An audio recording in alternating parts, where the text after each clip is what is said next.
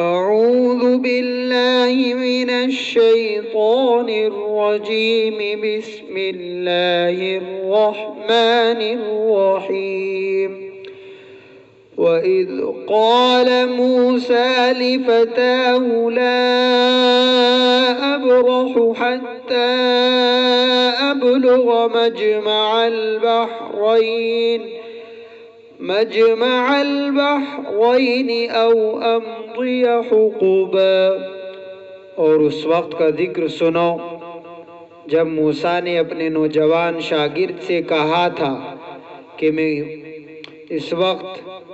اس وقت تک اپنا سفر جاری رکھوں گا جب تک دو سمندروں کے سنگم پر نہ پہنچ جاؤں، ورنہ برسوں چلتا رہوں گا۔ فَلَمَّا بَلَغَا مَجْمَعَ بَيْنِهِمَا نَسِيَا حُوتَهُمَا فَاتَّخَذَ سَبِيلَهُ فِي الْبَحْرِ سَرَبًا۔ چنانچہ جب وہ ان کے سنگم پر پہنچے تو دونوں اپنی مچھلی کو بھول گئے اور اس نے سمندر میں ایک سرنگ کی طرح کا راستہ بنا لیا۔ فَلَمَّا جَاوَزَا قَالَ لِفَتَاهُ آتِنَا غَدَاءَنَا لَقَدْ لَقِينَا مِن سَفَرِنَا هَذَا نَصَبًا۔ پھر جب دونوں آگے نکل گئے تو موسیٰ نے اپنے نوجوان ساتھی سے کہا ہمارا ناشتہ لاؤ، سچی بات یہ ہے کہ ہمیں اس سفر میں بڑی تھکاوٹ لاحق ہو گئی ہے۔ قال أرأيت إذ أوينا إلى الصخرة فإني نسيت الحوت وما أنسانيه إلا الشيطان أن أذكره واتخذ سبيله في البحر عجبا۔ اس نے کہا بھلا بتلائیے، عجیب قصہ ہو گیا، جب ہم اس چٹان پر تھے تو میں مچھلی کا آپ سے ذکر کرنا بھول گیا، اور شیطان کے سوا کوئی نہیں ہے جس نے مجھ سے اس کا تذکرہ کرنا بھلایا ہو، اور اس مچھلی نے تو بڑے عجیب طریقے پر دریا میں اپنی راہ لے لی تھی۔ قال ذلك ما كنا نبغي فارتدا على آثارهما قصصا۔ موسیٰ نے کہا اسی بات کی تو ہمیں تلاش تھی، چنانچہ دونوں اپنے قدموں کے نشان دیکھتے ہوئے واپس لوٹے۔ فَوَجَدَا عَبْدًا مِّنْ عِبَادِنَا آتَيْنَاهُ رَحْمَةً مِّنْ عِنْدِنَا وَعَلَّمْنَاهُ مِن لَّدُنَّا عِلْمًا۔ تب انہیں ہمارے بندوں میں سے ایک بندہ ملا جس کو ہم نے اپنی خصوصی رحمت سے نوازا تھا اور خاص اپنی طرف سے ایک علم سکھایا تھا۔ قال له موسى هل أتبعك على أن تعلمني مما علمت رشدا۔ موسیٰ نے ان سے کہا کیا میں آپ کے ساتھ اس غرض سے رہ سکتا ہوں کہ آپ کو بھلائی کا جو علم عطا ہوا ہے اس کا کچھ حصہ مجھے بھی سکھا دے۔ قال إنك لن تستطيع معي صبرا۔ انہوں نے کہا مجھے یقین ہے کہ آپ میرے ساتھ رہنے پر صبر نہیں کر سکیں گے۔ وَكَيْفَ تَصْبِرُ عَلَى مَا لَمْ تُحِطْ بِهِ خُبْرًا۔ اور جن باتوں کی آپ کو پوری واقفیت نہیں ہے ان پر آپ صبر کر بھی کیسے سکتے ہیں؟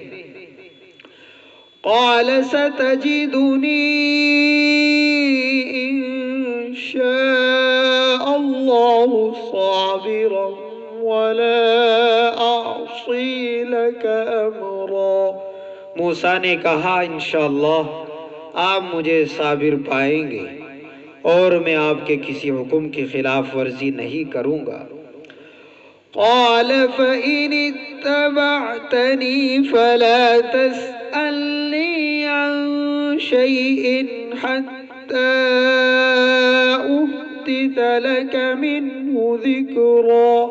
انہوں نے کہا اچھا اگر آپ میرے ساتھ چلتے ہیں تو جب تک میں خود ہی آپ سے کسی بات کا تذکرہ شروع نہ کروں آپ مجھ سے کسی بھی چیز کے بارے میں سوال نہ کریں۔ ان آیات میں حضرت موسیٰ علیہ السلام کا جو سفر خضر علیہ السلام کے ساتھ ہوا اس کا تذکرہ ہے، اور مسلمانوں کے تعلق سے اس کا مقصد یہ ہے کہ مشرکین کے عذاب میں تاخیر سے مسلمان بے چین نہ ہو، کہ مشرکین کو عذاب نہیں ہو رہا ہے مسلمان پریشان نہ ہو۔ اللہ تعالیٰ کے کام پر اسرار ہوتے ہیں، عوام تو عوام، خواص بھی ان کی حکمتوں کو نہیں پہنچ سکتے۔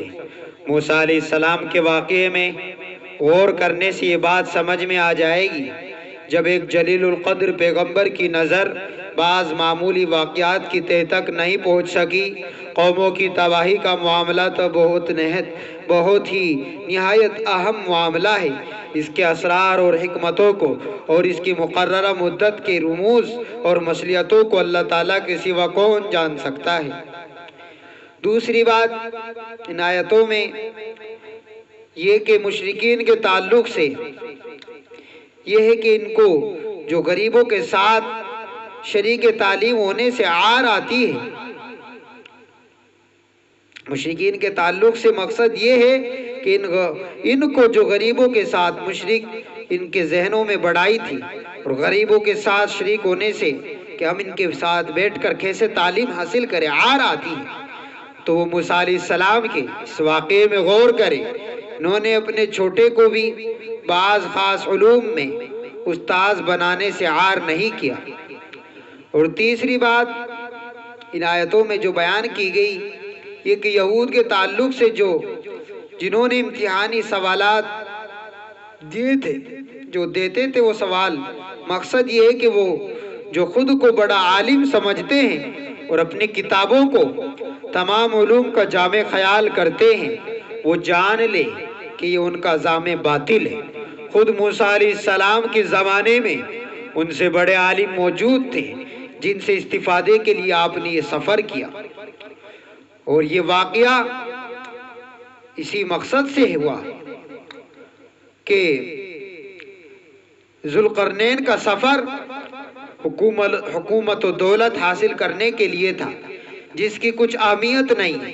آگے اس میں ذوالقرنین کا بھی واقعہ آ رہا ہے، اس نے سفر کیا تو اس کا یہ سفر حکومت و دولت حاصل کرنے کے لیے تھا۔ قابل لحاظ موسیٰ علیہ السلام کا سفر ہے کہ ایک سفر ادھر حضرت موسیٰ نے بھی کیا جو تحصیل علم کے لیے تھا، علم حاصل کرنے کے لیے تھا، بس یہود کو چاہیے تھا کہ وہ امتحان کے لیے یہ واقعہ پوچھتے ہیں، نہ کہ دوسری غرض اور غرض فاسد کے لیے۔ بہرحال واقعے کی ابتدا کیسے ہوئی؟ رسول اللہ صلی اللہ علیہ وسلم نے فرمایا، روایت متفق علیہ ہے کہ آپ نے فرمایا کہ ایک مرتبہ حضرت موسیٰ علیہ السلام نے اپنی قوم میں مؤثر وعظ کہا، جس سے حضرت موسیٰ علیہ السلام نے جو وعظ کہا تو اس وقت لوگوں کی آنکھیں نم ہو گئی، دل پگھل گئے۔ لوگوں نے پوچھا کہ اس وقت سب سے بڑا عالم کون ہے؟ حضرت موسیٰ نے فرمایا میں۔ اللہ تعالیٰ کو یہ جواب ناپسند آیا، حکم آیا کہ میرا ایک بندہ 2 دریاؤں کے سنگم پر ہے، وہ آپ سے بھی زیادہ علم رکھتا ہے۔ موسیٰ علیہ السلام نے عرض کیا خدایا مجھے اس کا پتہ اس کا نشان بتا دیجیے۔ اللہ تعالیٰ نے فرمایا ایک مچھلی لے لو، دو دریاؤں کے سنگم پر جہاں مچھلی گم ہو جائے وہاں وہ بندہ ملے گا۔ چنانچہ موسیٰ علیہ السلام نے مچھلی لے کر سفر شروع کیا، اور جب موسیٰ نے اپنے خادم یوشع بن نون سے کہا میں برابر چلتا رہوں گا یہاں تک کہ دو دریاؤں کے سنگم پر پہنچ جاؤں، یا چلتے چلتے عمر بیت جائے، منزل پر پہنچ کر ہی دم لوں گا، یہ ہے علم کی سچی طلب۔ علم کا ایسا متوالا ضرور کامیاب ہوتا ہے۔ طالب علموں کے لیے، اسٹوڈنٹ کے لیے اس میں بڑا سبق ہے کہ اپنے کام کے لیے، اپنے علم کے لیے سر دھڑ کی بازی لگا دینی چاہیے، تن من دھن کی بازی لگا دینی چاہیے، ساری توجہ علم حاصل کرنے میں ہی لگانی چاہیے۔ بہرحال مجمع البحرین، دو دریاؤں کے سنگم کی تعیین مشکل ہے۔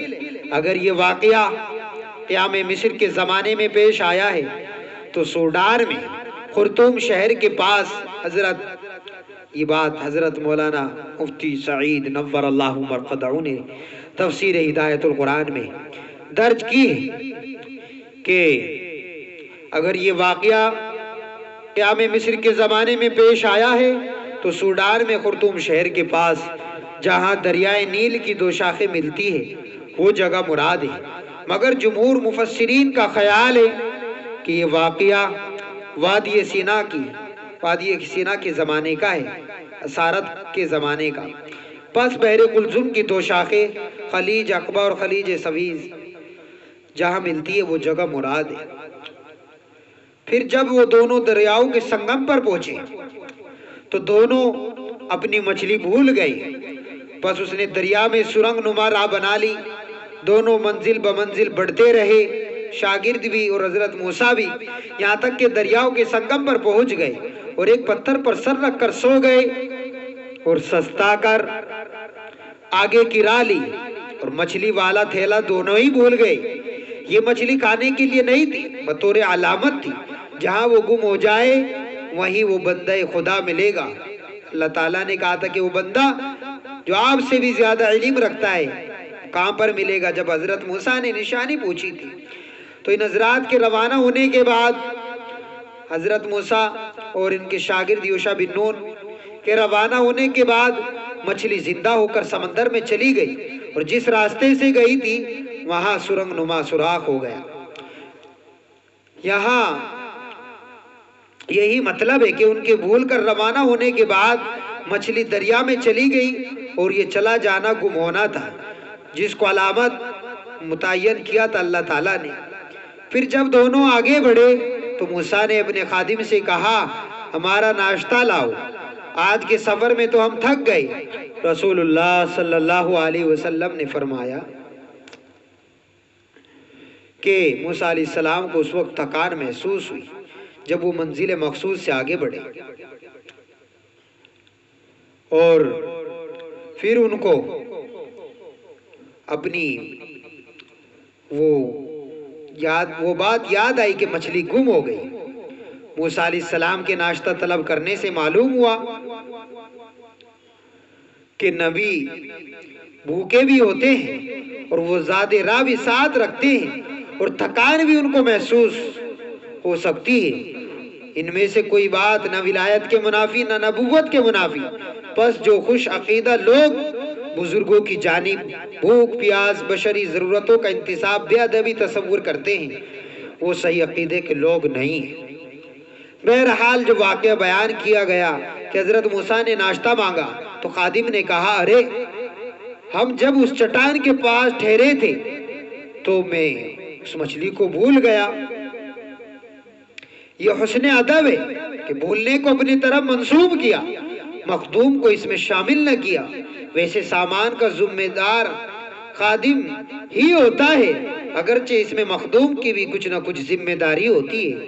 چنانچہ پہلے فرمایا کہ دونوں اپنی مچھلی بھول گئے، اور شیطان ہی نے مجھے بلا دیا کہ میں اس کو یاد کروں، کہ میں غفلت کی وجہ سے نہیں بھولا بلکہ کمبخت شیطان نے بلا دیا، اور ایسا بلا دیا کہ اس پورے واقعے میں اس پورے وقت پہ اس کا خیال ہی نہیں آیا، اور مچھلی نے عجیب طریقے سے دریا میں اپنی راہ بھی بنا لی۔ یہ اللہ پاک کا ارشاد ہے کہ مچھلی تھیلے میں نہیں رہی تھی، سمندر میں جا چکی تھی۔ رسول اللہ صلی اللہ علیہ وسلم نے فرمایا وہ مچھلی کے لیے سرنگ بناتے ہوئے جانا تھا، اور وہ مچھلی کا سرنگ بناتے ہوئے جانا تھا، اور موسیٰ علیہ السلام اور ان کے خادم کے لیے یہ عجب حیرت انگیز تھا کہ پہلی تعبیر نفس الامر کے اعتبار سے اور دوسری ناظر کے اعتبار سے۔ موسیٰ نے کہا اسی جگہ کی تو ہمیں تلاش تھی، وہی مقام ہماری منزل تھا، ہمیں وہیں رک جانا تھا۔ پس دونوں اپنے قدموں کے نشان دیکھتے ہوئے واپس لوٹے۔ پس ان دونوں نے ہمارے بندوں میں سے ایک بندے کو پایا، یعنی اب حضرت خضر علیہ السلام سے ملاقات ہو گئی، جن کو ہم نے اپنی رحمت سے نوازا تھا اور جن کو ہم نے خاص اپنے پاس سے علم دیا تھا۔ ان کا نام احادیث میں خضر آیا ہے، اور وجہ بھی یہ بیان کی گئی کہ وہ ایک مرتبہ سفید سوکی زمین پر بیٹھے تھے تو یکایک وہ سبزار ہو کر لہلانے لگی۔ اللہ تعالیٰ نے حضرت خضر علیہ السلام کو رحمت خاصہ سے نوازا تھا اور اسرار کونیہ کا علم بھی عطا فرمایا تھا۔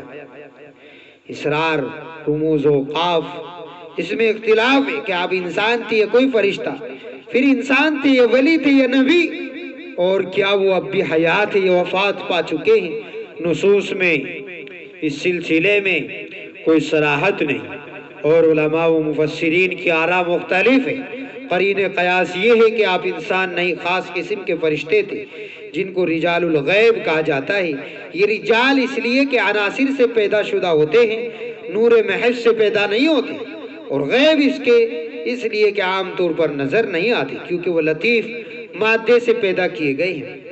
بہرحال موسیٰ نے اس بندے سے کہا کیا میں آپ کے ساتھ رہ سکتا ہوں، اس مقصد کے لیے کہ آپ مجھے رشد و ہدایت علم دین کی تعلیم دیں جس کی آپ کو تعلیم دی گئی ہے۔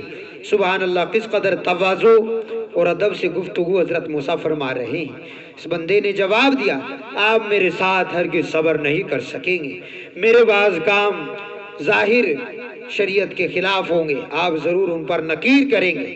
ایسی باتوں پر آپ صبر کیسے کر سکتے ہیں جن کی حقیقت سے آپ پوری طرح واقف نہیں۔ حضرت خضر علیہ السلام نے حضرت موسیٰ علیہ السلام کی طرف سے عذر بھی خود ہی بیان کر دیا کہ جب آپ کو میرے کاموں کا منشا معلوم نہیں ہوگا تو آپ نکیر ہی کریں گے۔ موسیٰ نے کہا اگر اللہ نے چاہا تو آپ مجھے صابر پائیں گے اور میں آپ کے کسی حکم کے خلاف ورزی نہ کروں گا۔ موسیٰ علیہ السلام کو وعدہ کرتے وقت خیال بھی نہیں تھا کہ مقبول بندہ کوئی ایسا کام بھی کرے گا جس پر نکیر ضرور ہو جائے، ضروری ہو جائے گی۔ اس بندے نے کہا اگر آپ میرے ساتھ چلتے ہیں تو آپ مجھ سے کوئی بات نہ پوچھیں، اگر میرے ساتھ چلنا ہی چاہتے ہیں جب تک کہ میں خود ہی آپ کے سامنے اس کا تذکرہ نہ کر دوں۔ بہرحال آگے یہ واقعہ پھر کل جو حصہ رہ گیا وہ آپ کی سماعتوں کے حوالے کیا جائے گا۔ اللہ تبارک و تعالی ہمیں آج جمعہ کی رات شروع ہو گئی ہے اور جمعے میں سورہ کہف کا اہتمام ضروری ہے، اور یہ سلسلہ تفسیری سلسلہ درس قرآن کا یہ سلسلہ اسی لیے شروع کیا گیا کہ ہم سورہ کہف سمجھ کر پڑھنے کی کوشش کریں، عمل کریں۔ اللہ تعالیٰ ہمیں اس کے ذریعے خاص دخل فتنوں سے بچنے میں تو اللہ تعالیٰ ہمیں تمام ہی فتنوں سے محفوظ فرمائے۔ اللہ تبارک و تعالیٰ ہم سب کے ایمان کی حفاظت فرمائے، جیسے اللہ تعالیٰ نے اصحاب کہف ان کے ایمان کی حفاظت کی، اور وہ دور بھی فتنوں کا دور تھا اور آج کا یہ دور بھی فتنوں کا دور ہے۔ تو اس لیے اس طرح آپ دعا کرتے رہیں گے اور اس بولنے والے کو بھی اپنی دعاؤں میں یاد رکھیں۔ اللہ تبارک و تعالیٰ سبھی سننے والوں کی جائز تمناؤں کو، حاجتوں کو قبول و منظور فرمائے۔ ہمارے فلسطینی بھائیوں کی اللہ تعالیٰ مدد و نصرت فرمائے۔ اللہ تبارک و تعالیٰ قرآن سے خاص وابستگی عطا فرمائے، نجات کا ذریعہ